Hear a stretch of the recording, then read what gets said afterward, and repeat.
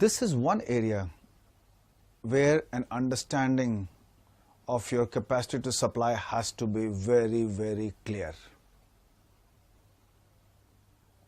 Very often, people, small manufacturers and medium level manufacturers, they view their capacity as one machine into 30 days of working in a month. And if in a day you produce 1,000 pieces, you say your capacity is 30,000 pieces in a month. And you go to a buyer, you say, listen, I have the capacity to produce 30,000. The buyer says, fine, I need 30,000 a month, but please deliver 1,500 per day and finish off the delivery in 20 days. So do you have the capacity to supply? No. So capacity is not the installed capacity. Capacity is the rate at which you can meet the demand of the buyer. You can say, no sir, first I can supply 1,000. No.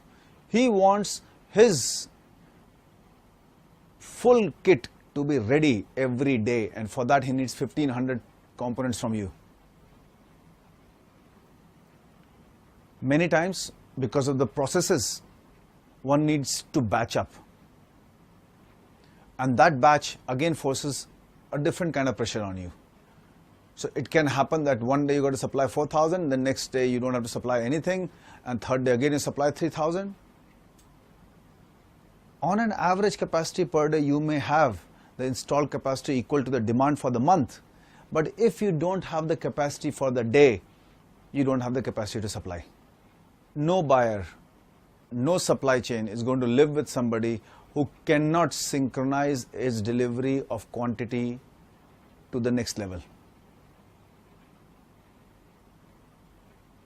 Many times, supply chains have suffered because of late delivery of a component which to begin with was wrongly subcontracted.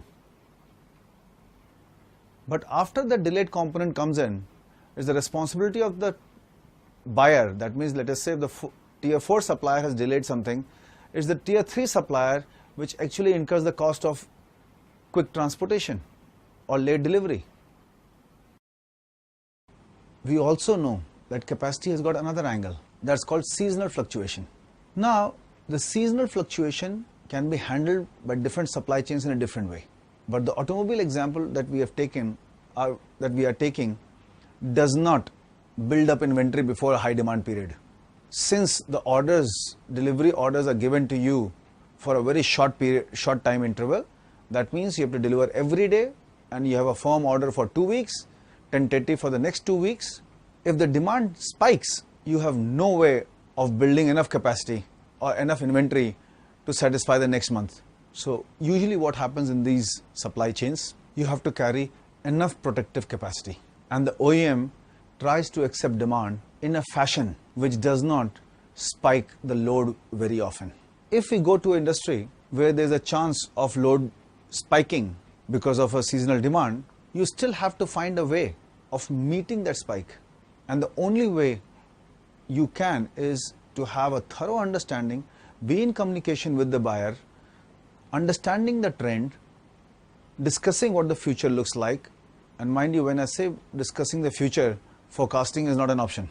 Forecasting is never going to be right. So how does one adjust to this fluctuating demand? How quickly can one adjust to this fluctuating demand is a behavior which is going to help you get inside a supply chain. Many times, the big assemblers, the big automobile assemblers, they have the purchasing department send you the schedule. This schedule of delivery is not for you to supply to the stores department. What they mean is that this is the delivery schedule of this item. That means in this many quantities on this date at this time, it should be present in the bin from where my worker picks up and assembles. That means what they are saying is you need to supply to the line. Now, here there are two companies which are working, and there is no line in between them. Earlier way of working, there was a very clear line. Your purchasing department gives me the schedule, I go, enter your gate, deliver, and the delivery is accepted and kept in the store. The store department then issues it to manufacturing department. But the new OEMs, in automobile line especially, are saying no, I'm not going to store it. And the schedule given to you is schedule of delivery. You will adjust the quantity according to the delivery schedule and deliver it to the location where it is required for assembly. Now, the production is managed by the OEM, so the OEM has his own managers, workers, everything. You are the one responsible for supply. You have your people who take it right to the assembly line.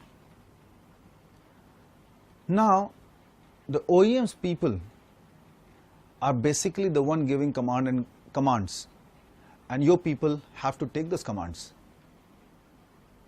How do you behave? How do your people behave?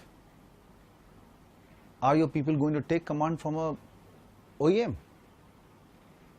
Your personnel can turn around and say, my salary is not paid by you. This is a new type of behavior that is born. Now, not only this, quality, delivery, quantity, transportation, there is no line left. The boundaries are blurred. However, if this component fails, then the boundary is very clear. They know who is the supplier,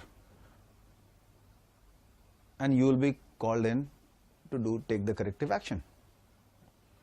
A new behavior is born. So you need to communicate well. You need to understand that in this supply chain, where the material lies is not dependent on who owns the material when, but it's dependent on where the material is required. Earlier, the ownership of the material moved from supplier to buyer the moment it entered the premises. But now, when does the buyer acknowledge the delivery of the material? At the gate or when it's consumed? These kind of interfaces need to be handled well by the new age manufacturers. The second aspect, the IT systems now need to be talking. So many times a manufacturer is forced to install certain IT systems, scheduling systems or ERP systems, which actually can interface themselves with what the buyer wants. Very often the scheduled delivery plan is nothing but an electronic file which gets sent to you, or you download from the website of the buyer and then start working on it. You can have a very intelligent person who takes one file, converts into second form, third form, fourth form, and brings it to the form that you understand. Or you just develop a IT interface which takes the dump from the buyer's website, does everything. How does your purchase order link with the inward note of the buyer? All these require effort, energy, and time to smoothly interface. These are the new behaviors required for you to enter a supply chain. And if you are very nicely entrenched with all this interface, that means you have created a very high entry barrier for a competition. Today's supply chains are moving towards a single point agenda of increasing the flow of material through the supply chain. And that means that a lot of old conventions are being brought down. And that means that we have got to learn to adjust to these new trends. Very systematically in the automobile supply chain, the order quantity is not negotiable. That means if we have been asked to deliver 27 pieces, you cannot deliver 28. If it is standardized that one of your container will have 10 pieces, you cannot put 11. So if you have an order for 12 pieces, you will put 2 containers, one with 10, the second with 2. Non-negotiable. One may think that these new enforced rules lead to a cost penalty, but there's never been one. Constantly over time, the costs of running supply chains are going down, and they're going down only because the flow is what is now very strongly or very heavily focused upon. So if one has to get inside a supply chain, you have to make sure that you have enough capability to adjust to the increase of flow of material through your systems. Local efficiencies would need to be abolished. And if after that you need to align yourself to multiple supply chains, then you need to have more flexibility built inside it. That means your systems design should not only be with respect to one supply chain, but it should have enough ability to interface with multiple supply chains. All these behaviors impose some fundamental requirements on a manufacturer. The manufacturer should constantly know the load versus the capacity on its resources.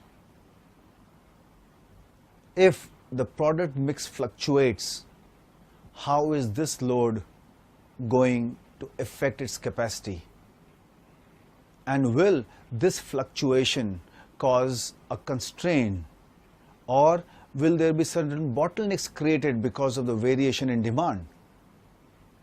So as a manufacturer, you need to have a very, very strong grip on your capacities available.